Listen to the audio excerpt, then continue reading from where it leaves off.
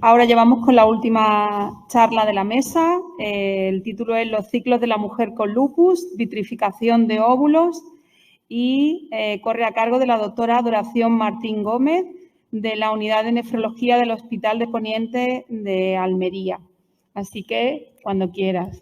Gracias, Carolina. Bueno, en primer lugar, mientras se pone la presentación, dar las gracias siempre a la Federación y a Pepi, a los organizadores, al igual que al doctor de Ramón, que estoy aquí siempre por la confianza y por todo lo que me ha enseñado a lo largo de toda mi experiencia en lupus. Estoy sustituyendo a la doctora Cuadrado, que no ha podido venir y bueno, yo roté con ella en su experiencia también cuando estuvo en Londres y bueno, y de los dos he aprendido bastante, aunque me dedico al campo de la nefrología.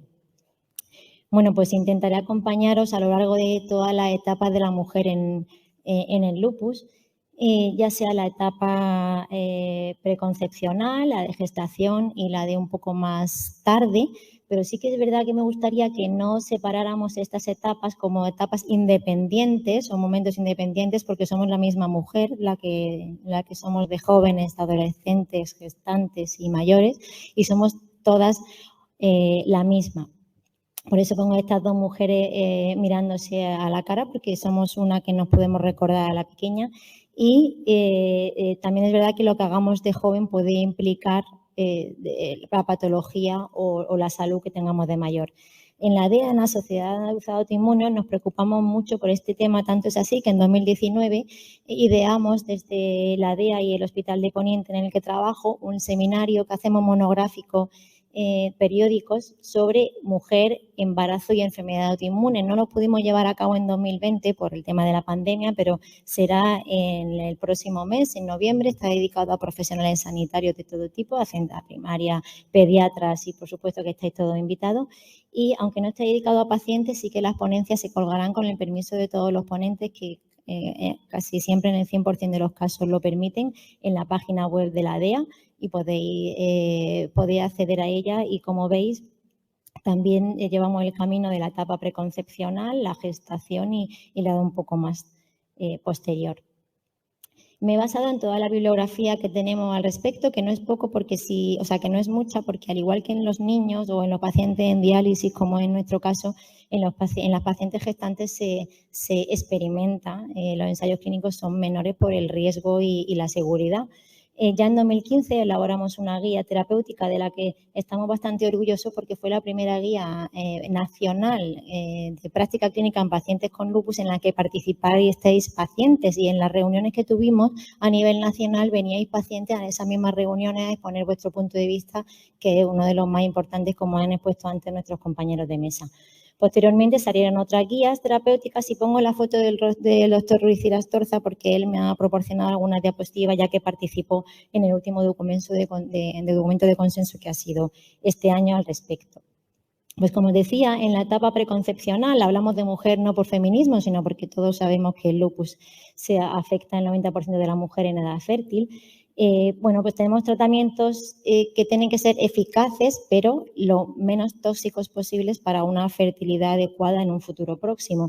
Y no todos son tratamientos, sino una higiene o una conducta higiénico-dietética adecuada para que después no tengamos problemas. Los problemas que veremos en la gestación y los problemas que veremos en etapas posteriores.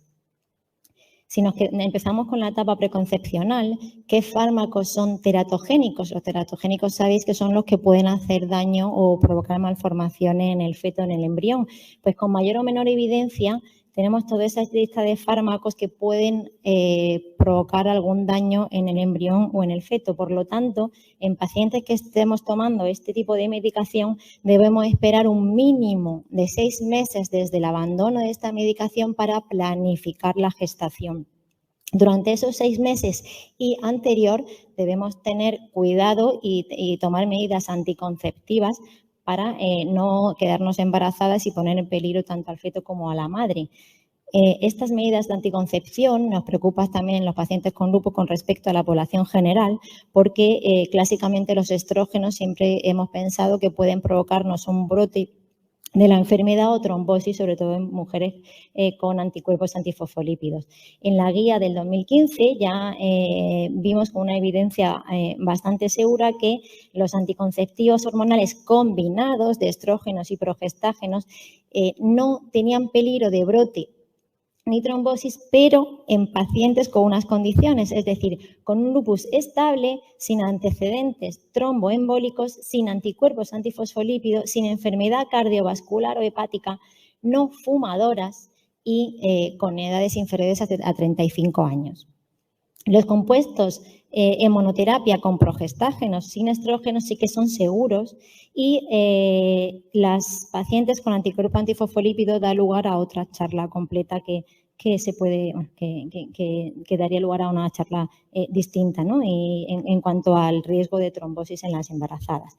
Los dispositivos intrauterinos no provocan, ya sean de cobre o con gestágenos, no parecen provocar la aparición de brotes, pero la evidencia no es mucha, ni tampoco infecciones del tracto genital. Por todo ello, las recomendaciones de todas las guías van en el sentido de evaluar muy bien el riesgo cardiovascular de las pacientes a priori antes de aconsejar o recomendar la terapia anticonceptiva y la actividad de la propia enfermedad.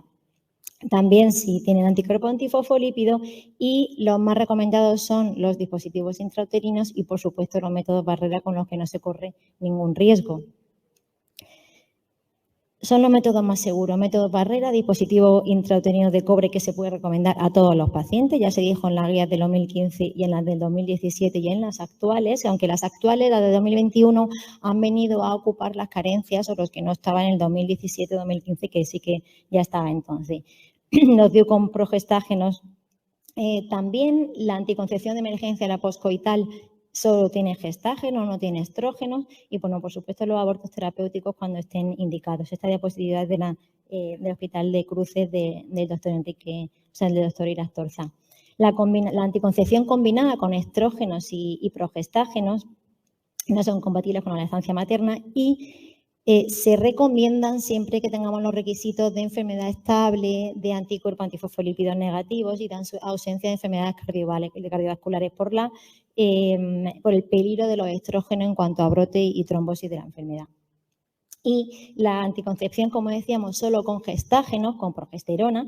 En cuanto a la minipíldora, es mucho menos peligrosa que el DEPOT y se aconseja incluso con lactancia y en pacientes con anticuerpos antifosfolípidos, pero en cuanto a las administraciones de DEPOT sí que se recomiendan bajo estos requisitos. Todo esto con un bajo nivel de evidencia por los pocos ensayos o los pocos estudios que tenemos. Una vez que ya hemos dejado el tratamiento teratogénico o que no tenemos ningún tratamiento teratogénico y que nos planteamos quedarnos embarazadas, pues hay fármacos que podemos haber recibido durante nuestra enfermedad y la propia enfermedad nos hace ser o podemos presentar una situación de menos fertilidad que en condiciones habituales o condiciones de no enfermedad.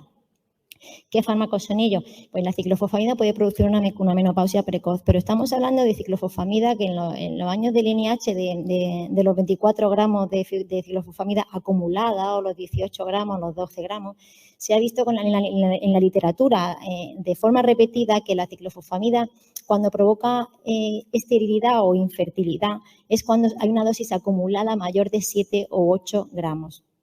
Sobre todo, las dosis que utilizamos ahora, que son las clásicas o las típicas que llamamos del eurolupus, son 3 gramos máximo en inducción, que sabéis que el lupus se trata en inducción dando un tratamiento eficaz o fuerte para remitir y luego el mantenimiento total, lo conocéis.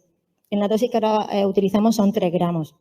Y además también influye con la edad de la paciente, a mayor edad, mayor peligro de infertilidad, por eso se intenta limitar la ciclofosfamida menor de 7 gramos y darla en pacientes menores de 30 años, no en mayores de 30 años que quieran concebir.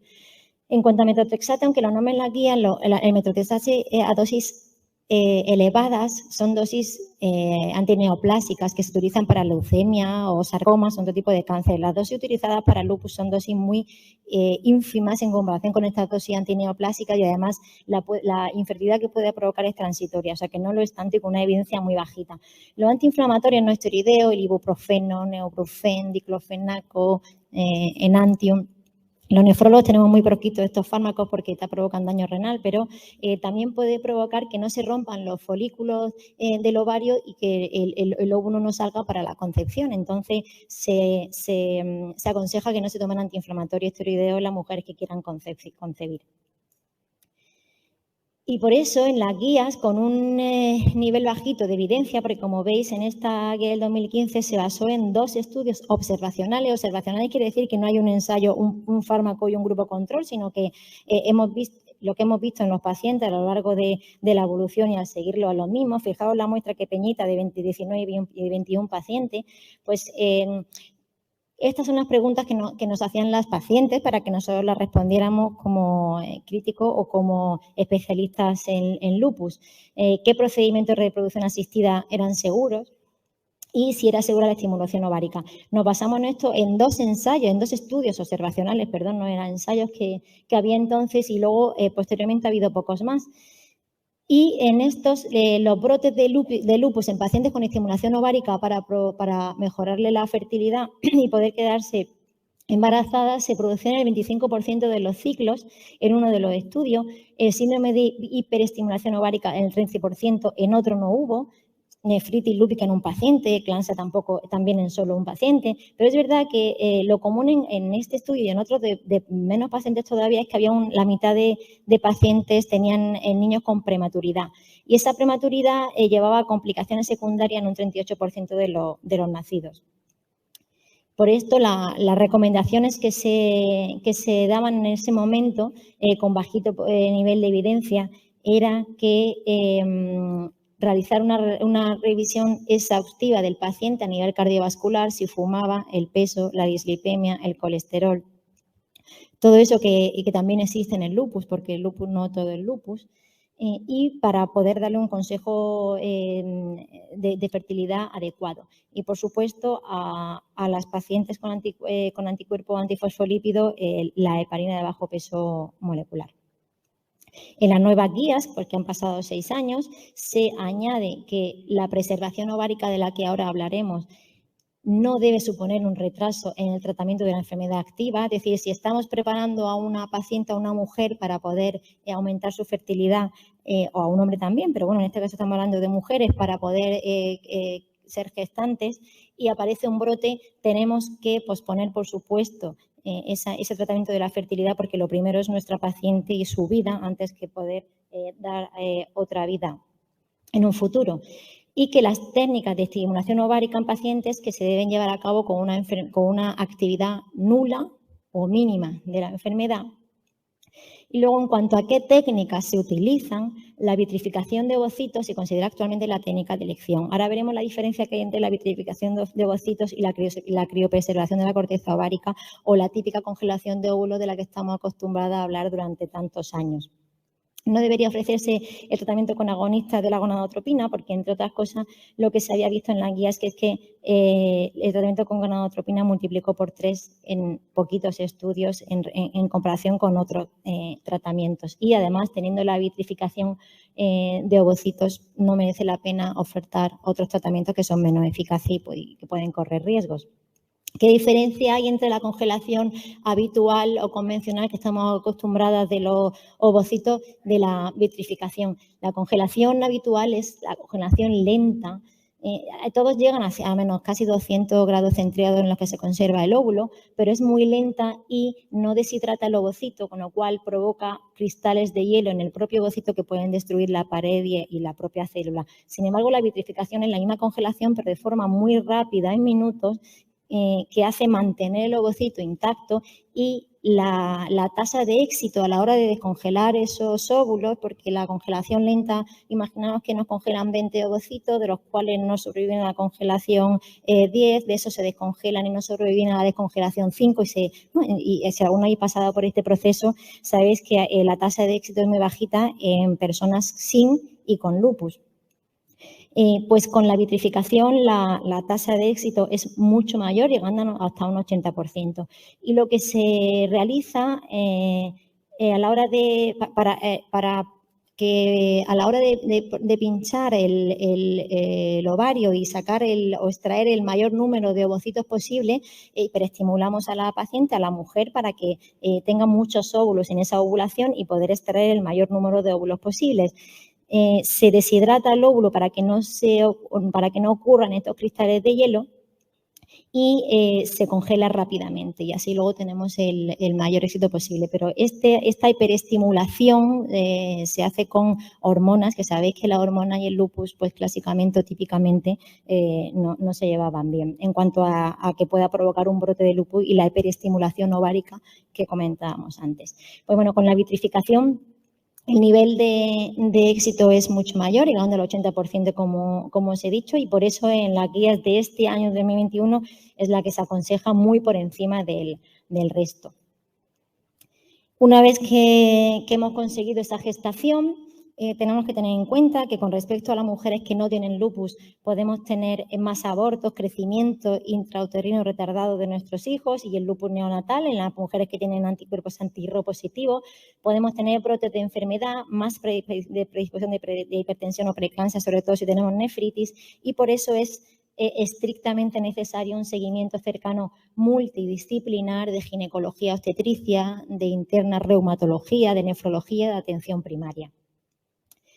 Como os digo, la actividad lúpica aumenta en el embarazo y en el puerperio, sobre todo en las mujeres que abandonan la hidroxicloroquina.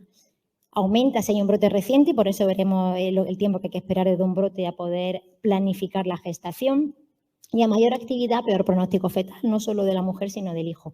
El hecho de presentar una nefritis aumenta el riesgo de hipertensión. El riñón es el que controla las hormonas de la hipertensión y el balance hidroelectrolítico del organismo, con lo cual está íntimamente ligado a la hipertensión y a la preeclampsia, que no sé si la habéis oído, pero es un estado en el que puede correr el riesgo de la madre por hipertensión y también en el feto por anoxia, y hay que adelantar el parto enseguida.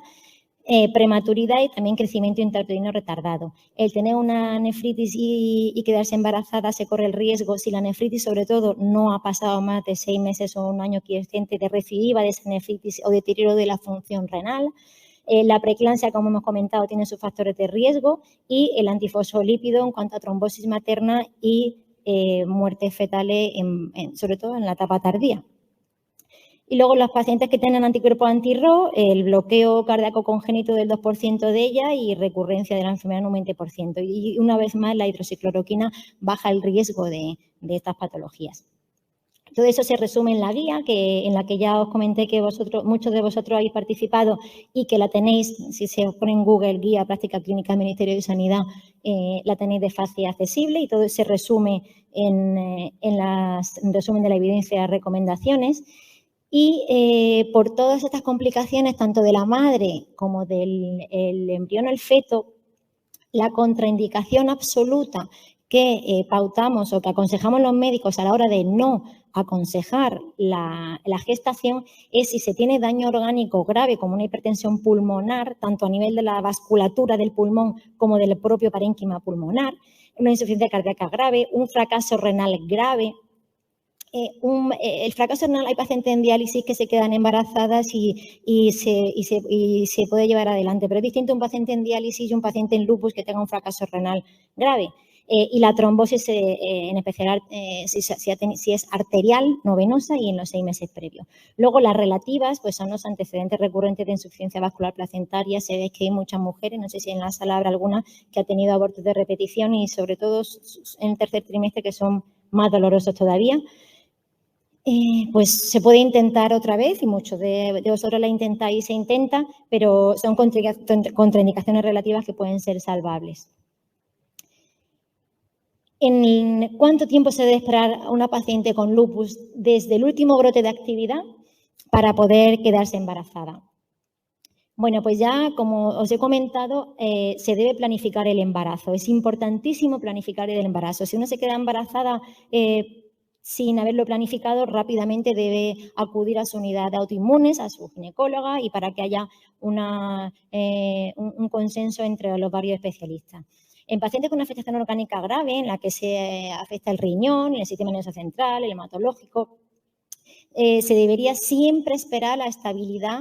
Bueno, como hemos dicho, que la enfermedad esté inactiva, cuando hay una afectación orgánica, no solo articular. Cuando el brote es de nefritis lúpica, cuando se afecta el riñón, es cuando más hay que esperar. 1 año desde la remisión. O sea, de una remisión clínica y analítica hay que esperar 1 año hasta quedarse embarazada. Cuando hay una nefritis se denomina por se brote grave. Cuando el brote es moderado o leve, que afecta articular o astenia o otros órganos menos importantes, no menos importante, es que el riñón, yo soy nefróloga y por ende, pero me refiero a que a menos grave en el sentido del lupus. La gestación no es 1 año, pero sí de 3 a 6 meses. Y he subrayado más los 6 porque es más importante esperar 6 meses que 3, sobre todo por todo el tratamiento además que se habrá administrado. En pacientes con lupus quiescente, la palabra quiescente quiere decir que clínicamente estáis asintomáticas, pero que analíticamente puede estar el complemento bajo, el anti-DNA, la velocidad y alguna hallazgo analítico que nos puede decir que hay actividad serológica debajo. Hay que tener un control, no quiere decir que se pueda brotar, pero hay más posibilidad de presentar un brote si se tiene actividad serológica o analítica. Y luego ya en pacientes con lupus inactivo, es decir, clínico e inmunológico y analítico negativo, pues no existe ninguna causa o ningún motivo por el que haya que contraindicar la gestación. Sí, termino. En el seguimiento del embarazo está muy bien determinada en la ecografía tanto de la arteria uterina como del embrión. La hidroxicloroquina no hay que dejarla. La aspirina y heparina, dosis profiláctica en anticuerpo antifosfolípido, que ya he dicho que da para otra charla. Y luego tenéis pues largas tablas de fármacos que se pueden dar de forma preconcepcional en los distintos trimestres y también durante la lactancia y a los varones. De manera que existe esa página que utilizamos mucho los médicos que no somos ginecólogos de la lactancia para ver los fármacos que no afectan y que sí pueden afectar al niño.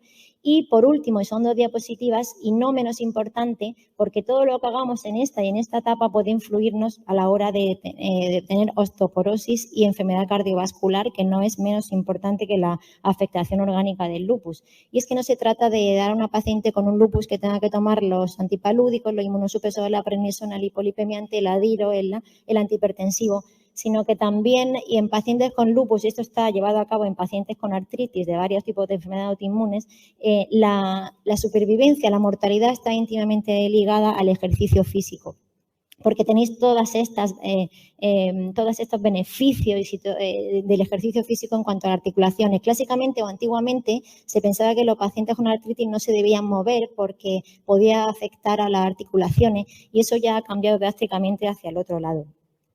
Desde la ADEA y el Hospital de Ponencia donde yo trabajo, estamos haciendo un curso en la Universidad de Almería para los estudiantes de enfermería y fisioterapia para que se mentalicen de que existen las enfermedades autoinmunes y cómo los fisioterapeutas y la enfermería pueden ayudar tanto en educación para la salud de enfermedad cardiovascular como en la artritis para que las pacientes con enfermedades autoinmunes puedan utilizar su sapiencia o sus conocimientos y poder llevar esto a cabo en etapas mayores. Y está esta página de la Arthritis Foundation para que las dudas que podáis tener en cuanto a tratamiento o a movilización de las articulaciones, igual os puede dar un poco miedo según las articulaciones afectadas, bueno, pues aquí detalla un poco mejor los movimientos que se pueden hacer con artritis. Y a modo de conclusión, esta diapositiva, bueno, pongo la foto de Irastorza porque me la pasó él, es que las claves del éxito son un control coordinado, tanto en etapa preconcepcional como concepcional, y después que la madre es primero y si hay que decir que no, a veces hay que decirlo, y que hay que, bueno, pues una buena unidad neonatal, además de toda la madre, y también cuidar a la madre en el durante el embarazo y en el posparto. Y nada más. Saber que tener lupus es una enfermedad muy importante y por eso estamos aquí todos, pero tenemos que intentar que tengamos lupus y que no el lupus nos tenga a nosotros, que hay que ser feliz para ser bueno para la salud y Pepa, que era nuestra representante de la Asociación de Lupus de Almería, era una buena delegada de esa felicidad. Siempre pongo esta diapositiva porque siempre me gusta acordarme de ella, nada más.